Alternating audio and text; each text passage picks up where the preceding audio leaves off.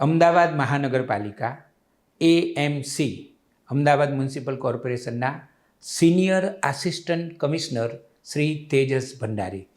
તેજસભાઈ, તમારું સ્વાગત કરીએ છીએ. ઘણા બધા સમયથી આપણે આયોજન કરતા હતા, આજે છેવટે મેળ પડ્યો છે.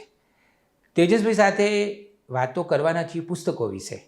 નવાઈ લાગે કે કોઈ ઉચ્ચ અધિકારી હોય કોર્પોરેશનનો, એની સાથે પુસ્તકોની વાતો, અને એ વાતો પણ એવી છે કે જે સાર્વજનિક છે. અમદાવાદ મ્યુનિસિપલ કોર્પોરેશને 2012માં પુસ્તક મેળાનું આયોજન કર્યું, અને એ પણ રાષ્ટ્રીય પુસ્તક મેળો. અને પછી તો સાતત્ય સાથે ખૂબ સરસ રીતે 10 જેટલા રાષ્ટ્રીય પુસ્તક મેળાઓ થયા, અને એક વાતાવરણ બન્યું.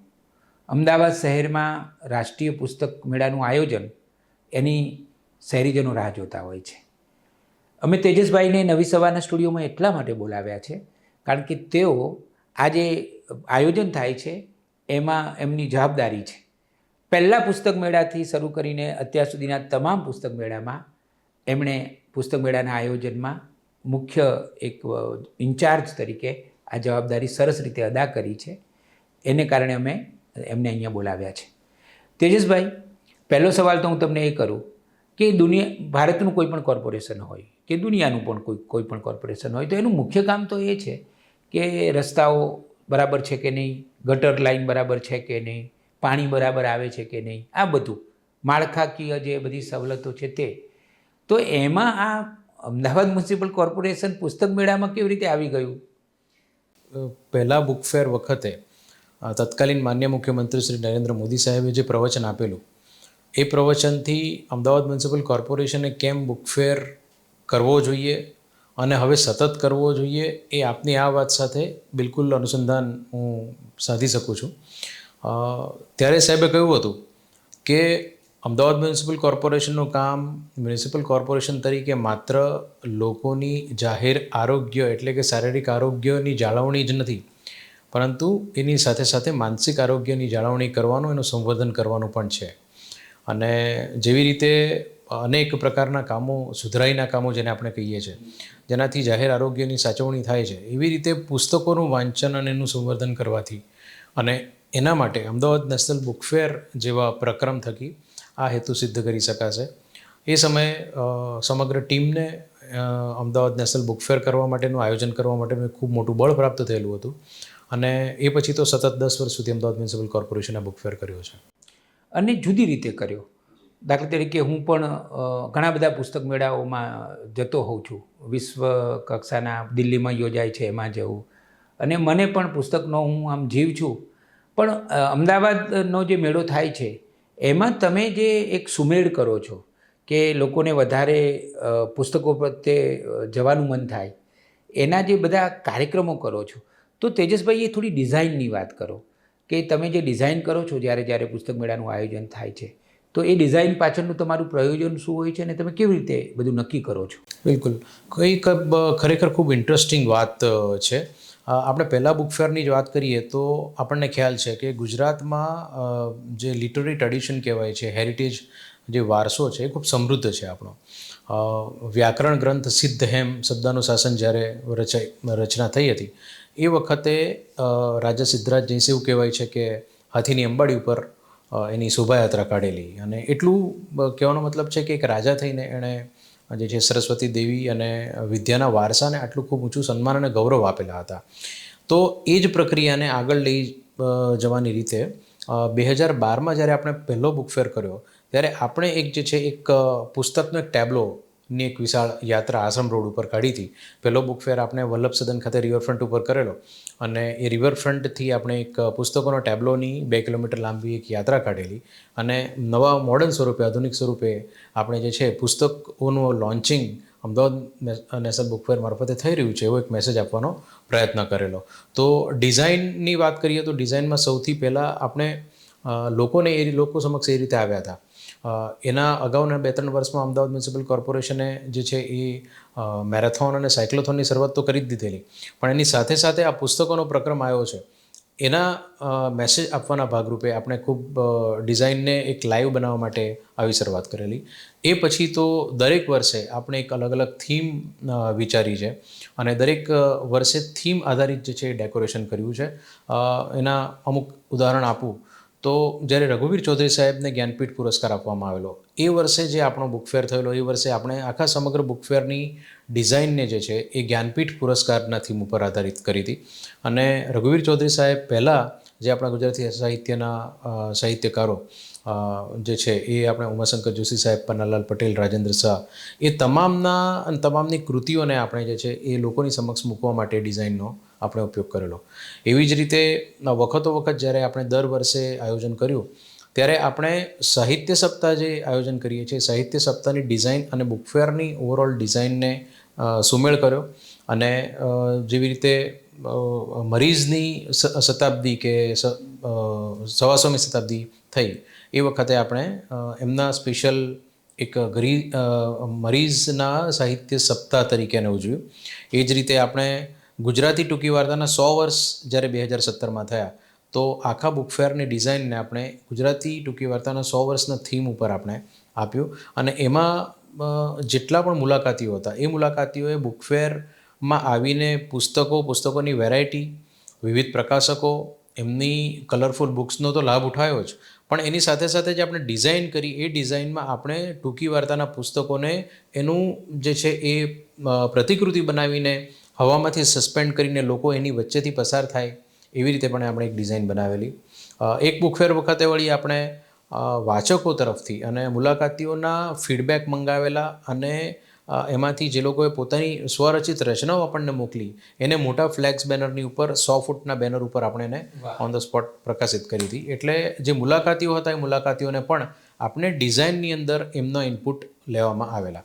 તો આ રીતે દર વર્ષે અલગ અલગ થીમ ઉપર બુકફેરની ડિઝાઇન આપણે કરીને લોકોને જે છે એ આખા સમગ્ર આયોજનની અંદર વણી લઈને અને જ્યારે લોકો પોતાના સમગ્ર ફેમિલી સાથે આવતા હોય છે ત્યારે માત્ર કોઈ એક વર્ગ જ નહીં પણ સાહિત્ય સપ્તાહ થકી આપણે બાળકોને જે છે એ એમના કાર્યક્રમો આપીને, યુવાઓને એમના કાર્યક્રમો આપીને અને સિનિયર સિટીઝનને પણ બેઠક વ્યવસ્થા અને પ્રોગ્રામ આપીને આપણે સમગ્ર ડિઝાઇન બધાને આવરી લે રીતે કરી છે.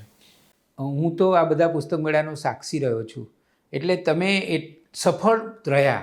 કોર્પોરેશન અમદાવાદમાં પુસ્તક સંસ્કૃતિ, બુક કલ્ચર ઊભું કરવામાં કોર્પોરેશનને સફળતા મળી. અને એમાં તમે આ બધા જે આયોજનો કર્યા એમાં જે રીતે તમે એની સજાવટથી શરૂ કરીને એમાં જે કાર્યક્રમોનું સ્વરૂપ પણ તમે રાખ્યું એનું પણ એક બહુ મોટું યોગદાન કહેવાય. તેજસભાઈ, તમને એક સીધો સવાલ એવો પૂછું કે તમે આટલા બધા પુસ્તક મેળામાંથી પસાર થયા છો, તમે સાહિત્યકારો સાથે પણ સતત આવ્યા સંપર્કમાં, અને તમે ગુજરાતી સાહિત્યના જ્ઞાનપીઠ એવોર્ડ વિજેતા ઉમાશંકર જોશી, પન્નાલાલ પટેલ, રાજેન્દ્ર શાહ અને રઘુવીરભાઈના નામ બોલી શક્યા એટલે તમે આયોજક પણ સફળ છો અને તમે વાચક પણ છો, એ તમે સાબિત કર્યું. કારણ કે તમે નામ બોલ્યા કે આ 4 જણને આપણે એવોર્ડ મળેલા છે.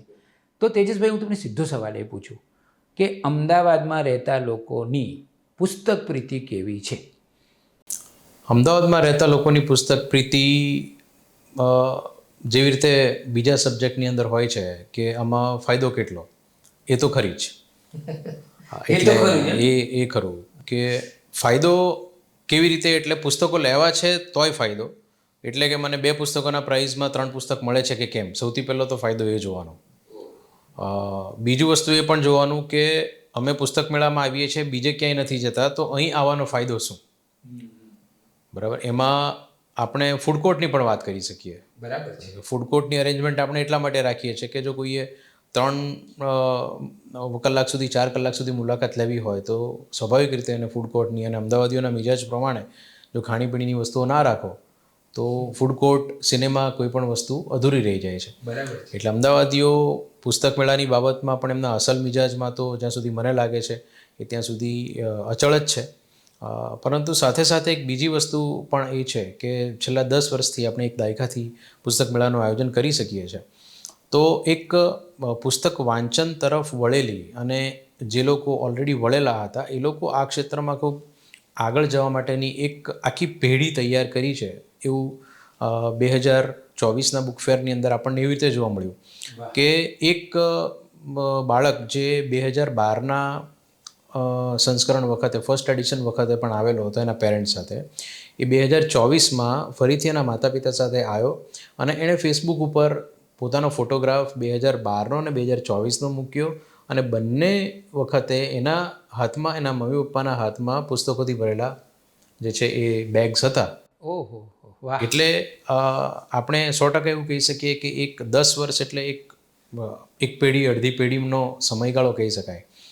તો એક શહેર જ્યારે એના નાગરિકો માટે સતત 10 વર્ષ સુધી આ પ્રકારનું એક કોઈ પ્રોજેક્ટ પૂરો પાડી શકે અને સ્વાભાવિક રીતે કે વાંચનથી એને ફાયદો થયો છે, એ અમદાવાદી મિજાજ હોય તો એમાં કોઈ હરકત નથી કે વાંચનથી ફાયદો થાય અને થવો જ જોઈએ અને એના માટે જ આ પ્રયત્ન છે.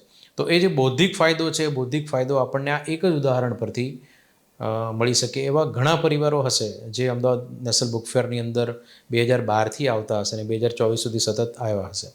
તો અમદાવાદીઓનો મિજાજ ફાયદા સાથે ઓરિએન્ટેડ તો ખરો, પણ એની સાથે સાથે શહેરમાં ઉપલબ્ધ સવલતોનો પોતાના ફાયદા તરીકે કઈ રીતે ઉપયોગ કરી લેવો એની જે છે એ એના ખૂબ જાણતલ અમદાવાદીઓ પણ કહી શકાય. અને આપણે જ્યારે અમદાવાદનો આ રાષ્ટ્રીય પુસ્તક મેળો યોજાય ત્યારે જે બધા અવનવા દ્રશ્યો જોઈએ કે કોઈ પુસ્તક પરબમાં પુસ્તક આપતું હોય, કોઈ લેતું હોય, અને ખાસ કરીને બાળકો અને બાળકો આમ એટલી બધી તન્મયતાથી પુસ્તકો આમ વાંચતા હોય, ત્યાં બેસીને જ જોતા હોય, એ વખતે એમના ચહેરા ઉપર જે જિજ્ઞાસા હોય અથવા તો જે પ્રસન્નતા હોય, અને યુવાનોને પણ જે રીતે પુસ્તક મેળામાં મહાલતા જોઈએ ત્યારે આપણને આ બધા દ્રશ્યો રળિયામણા લાગે. અને કોર્પોરેશન આવું આયોજન કરે એનો સીધો ફાયદો, લાભ આ બધા લોકોને મળે. તેજસભાઈ, એક સવાલ પૂછું તમને એ કે આમ તો આપણું અમદાવાદ શહેર ઐતિહાસિક છે અને એની પાસે યુનેસ્કોએ એક ટેગ તો આપણને આપેલું જ છે, હેરિટેજ સિટી. આ એક બહુ મોટું ગૌરવ છે કે અમદાવાદ શહેર એ હેરિટેજ સિટી છે. હવે બીજું એક ટેગ લેવાની પણ એક વાત આવી હતી કે યુનેસ્કો દ્વારા જ 2000ના વર્ષથી આખા વિશ્વમાં એક ટેગ અપાય છે, એક કલગી અપાય છે, એક તાજ અપાય છે. એ છે વર્લ્ડ બુક કેપિટલ. તો અમદાવાદ કોર્પોરેશને પણ ટ્રાય કરેલો કે ભાઈ આ ટેગ આપણને મળે, અને તો એની અમને થોડી વાત કરો. ચોક્કસ, ખૂબ ઇમ્પોર્ટન્ટ પ્રોજેક્ટ છે અને આમ જોવા જઈએ તો અમદાવાદ સિટી માટે એનું ખૂબ ગૌરવ લઈ શકે એવી બાબત છે. પ્રોજેક્ટની વાત કરીએ તો યુનેસ્કો દ્વારા લગભગ વર્ષ 2000થી આ પ્રોજેક્ટ અમલમાં છે અને એના ધારાધોરણ પ્રમાણે 2 વર્ષ પહેલાં યુનેસ્કો જે છે એ વિશ્વના દરેક શહેરો પાસેથી વર્લ્ડ બુક કેપિટલ સિટી તરીકે નોમિનેટ થવા માટે અરજીઓ સ્વીકારે છે.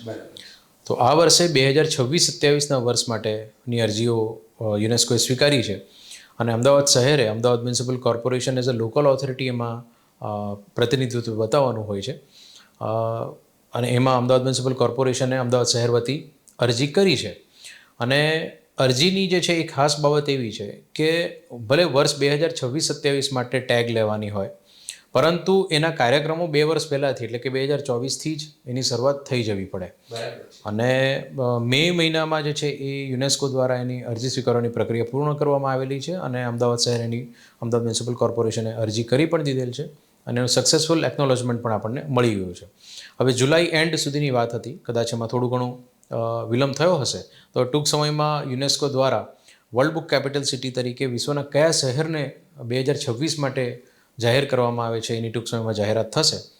જો એ જાહેરાત થાય અને અમદાવાદ શહેરને જો વર્લ્ડ બુક કેપિટલ સિટી બનવાનું જે છે ગૌરવ પ્રાપ્ત થાય તો આપણે 2024, 25, 26 અને 27 એમ 4 વર્ષ આખું વર્ષ અલગ અલગ પ્રકારની સાહિત્યિક પ્રવૃત્તિઓ કરવાની થાય. અને એમાં યુનેસ્કોનો જે છે એ સાથ એવો મળે કે વિશ્વભરની જે સાહિત્યિક પ્રવૃત્તિ સાથે સંકળાયેલી વિવિધ સંસ્થાઓ અને વ્યક્તિઓ છે એ બધા અમદાવાદ તરફ આવે અને અમદાવાદની સાહિત્યિક પ્રવૃત્તિઓ સાથે બધા જોડાય. એટલે 100% એમાં પુસ્તકોનું પ્રકાશન અને પુસ્તકોનું વાંચન એ ત્રણેય ક્ષેત્રની અંદર અમદાવાદ શહેરને ખૂબ મોટી હરણફાળ ભરવાનો એક મોકો મળે. તો હવે યુનેસ્કોનો આગળની જે જાહેરાત છે એના તરફ આપણે હવે રાહ જોવી પડે અને એ પછી આપણે આગળની વાત કરી શકીએ. તેજસભાઈ, કેટલી સરસ વાત છે કે જે સાતત્યપૂર્વક એકાદ દાયકો કોર્પોરેશને સરસ કામ કર્યું એનું એક મુકામ, આવો રળિયામણો મુકામ પણ આવી શકે છે. અને અમે તમને શુભકામનાઓ આપીએ છીએ કે ભવિષ્યમાં અમદાવાદ શહેરને આવી કલગી આવું ટેગ મળે તો કદાચ એવું શહેર બને આપણું કે યુનેસ્કો દ્વારા એને 2 ટેગ મળેલા હોય. વિનોદ ભટ્ટને હું યાદ કરું કે વિનોદ ભટ્ટ એવું કહેતા કે અમદાવાદમાં કોમી રમખાણો થાય છે ત્યારે પુસ્તકોની એક પણ દુકાન લૂંટાતી નથી, પણ પગરખાની દુકાનો બહુ જ લૂંટાય છે, એવું વિનોદ ભટ્ટ મજાકમાં કહેતા. એ તો હાસ્યલેખક હતા. એમ કરીને પછી એ આમ નુક્તેચીની પણ કરતા કે એનો અર્થ એ કે અમદાવાદીઓને પોતાના મગજ કરતાં પગની વધારે ચિંતા છે. હવે વિનોદ ભટ્ટ પણ આપણા પુસ્તક મેળામાં ઘણી બધી વાર આવેલા છે, પણ એ તો મજાકની વાત હતી. આ જે સફળતા મળી છે કોર્પોરેશનને પુસ્તક મેળામાં અને એક પુસ્તક સંસ્કૃતિ ધીમે ધીમે પ્રસ્થાપિત થઈ રહી છે, એ વસ્તુ બતાવે છે કે અમદાવાદીઓને પોતાના મગજની પણ ચિંતા છે અને જો વાતાવરણ ઊભું કરવામાં આવે તો એ લોકો ચોક્કસ પુસ્તકો વાંચે છે.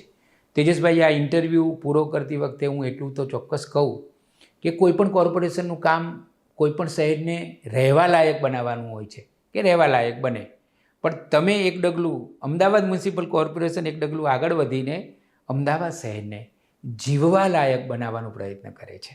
કારણ કે આ પુસ્તક સંસ્કૃતિને કારણે શહેર જીવવા લાયક બને છે, રહેવા લાયક અને જીવવા લાયક. આખી સફરમાં કોર્પોરેશને અત્યાર સુધી જે પ્રવૃત્તિઓ કરી છે તેના માટે શુભકામનાઓ, તેના માટે અભિનંદન. અને અમે આશા રાખીએ કે કોર્પોરેશન પુસ્તક સંસ્કૃતિ માટે હજી પણ આ રીતે આગળ કામ કરતું રહેશે. તમે નવી સવારના સ્ટુડિયોમાં આવ્યા અને અમારી સાથે આટલી સરસ વાતો કરી એ માટે અમે તમારો ખૂબ ખૂબ આભાર માનીએ છીએ.